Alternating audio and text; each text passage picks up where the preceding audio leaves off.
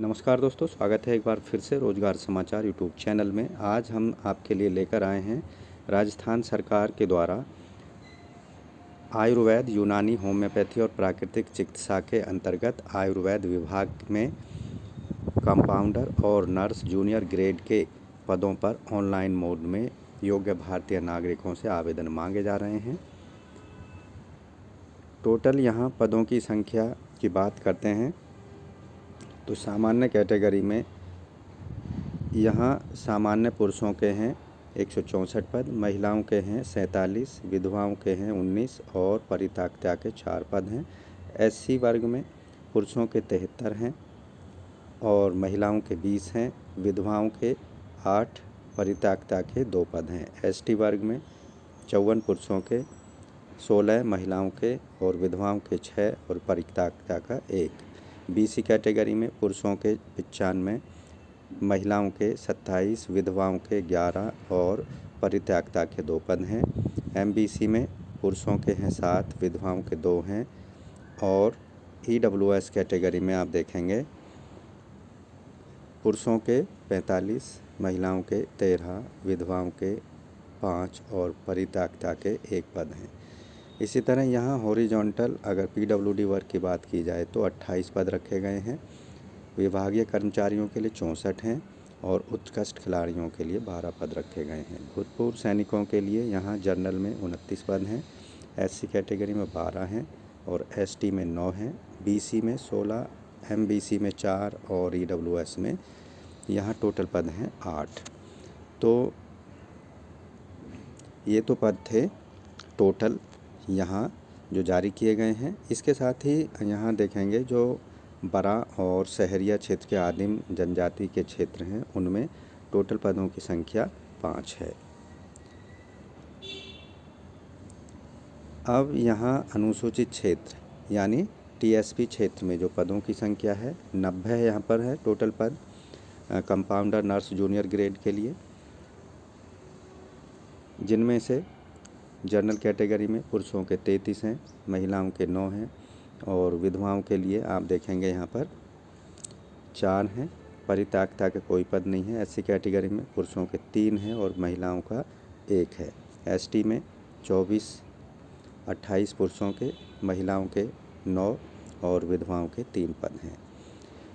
तो यहाँ भूतपूर्व सैनिकों के कुल 5 पद रखे गए हैं एसटी कैटेगरी के अंतर्गत और हॉरिजॉन्टली पीडब्ल्यूडी वर्ग में 7 हैं, विभागीय कर्मचारियों के लिए 9 हैं और उत्कृष्ट खिलाड़ियों का 1 पद यहाँ रखा गया है। इसके साथ यहाँ जो बात करनी है अब हमें शैक्षिक योग्यता की बात कर लेंगे कि कितनी शैक्षिक योग्यता आवेदक के पास होनी चाहिए।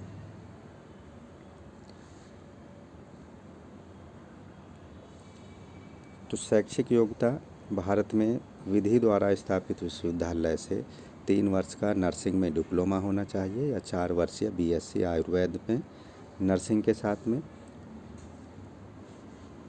इसके साथ इंटर्नशिप आवेदक ने पूरी की होनी चाहिए।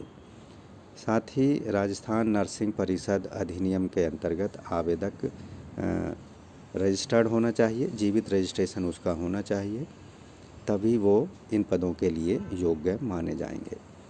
अन्य शैक्षिक योग्यता ऐसे कैंडिडेट जो अंतिम वर्ष की परीक्षा में शामिल हो रहे हैं वो भी इन पदों के लिए आवेदन के योग्य होंगे, लेकिन उनको शैक्षिक योग्यता अर्जित करने का जो साक्ष्य है वो प्रस्तुत करना होगा। अंतिम दिनांक तक इंटर्नशिप ट्रेनिंग भी आवेदक को पूरी कर लेनी होनी चाहिए। इन पदों का जो वेतनमान है 7वें वेतन आयोग के लेवल 10 में फिक्स होगा। आयु सीमा 1 जनवरी 2025 के आधार पर 18 साल कम से कम और अधिकतम 40 साल रखी गई है। यानी आवेदक का जन्म 31 दिसंबर 2020 को सीमा के पहले का नहीं होना चाहिए और 31/12/2024 के आधार पर उस एज की कैलकुलेशन की जाएगी।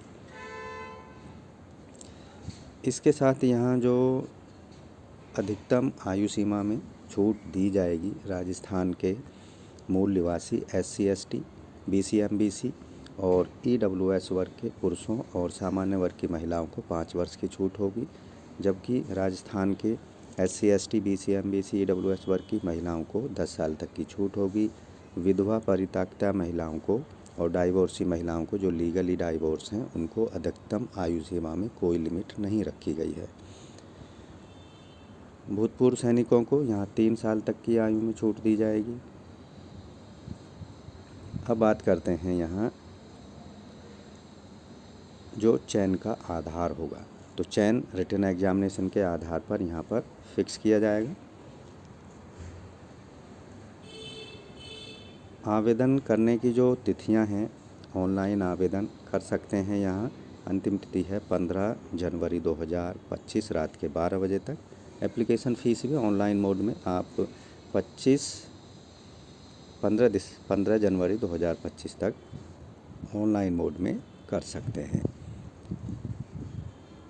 अब कितनी फ़ीस यहाँ पेमेंट करनी है, तो सामान्य वर्ग के कैंडिडेट और अन्य स्टेटों के सभी वर्गों के कैंडिडेट को 600 रुपये, आरक्षित वर्ग के कैंडिडेट और दिव्यांगजनों को 400 रुपये फ़ीस पेमेंट करनी है, केवल ऑनलाइन मोड में, जो कि नॉन रिफंडेबल होगी। किसी भी परिस्थिति में उसको वापस नहीं किया जाएगा, फ़ीस पेमेंट अगर एक बार हो जाती है।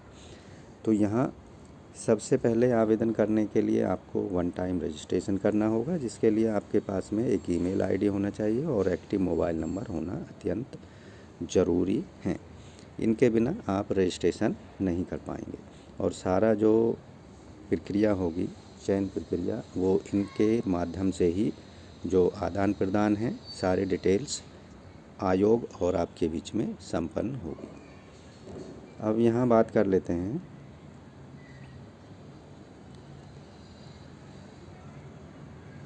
तो अगर आप भी इन पदों से संबंधित आवश्यक क्वालिफ़िकेशन, एज क्राइटेरिया को पूरा करते हैं तो ऑनलाइन मोड में अपने एप्लीकेशन फॉर्म को ज़रूर सबमिट करा दें। अंतिम तिथि 15 जनवरी 2025 से पहले। तो आज की वीडियो में बस इतना ही। मिलते हैं एक नई जानकारी लिए नई वीडियो में। तब तक के लिए धन्यवाद। वीडियो को एक लाइक कर दें, चैनल को सब्सक्राइब कर लें और बेल आइकन को ज़रूर दबा दें।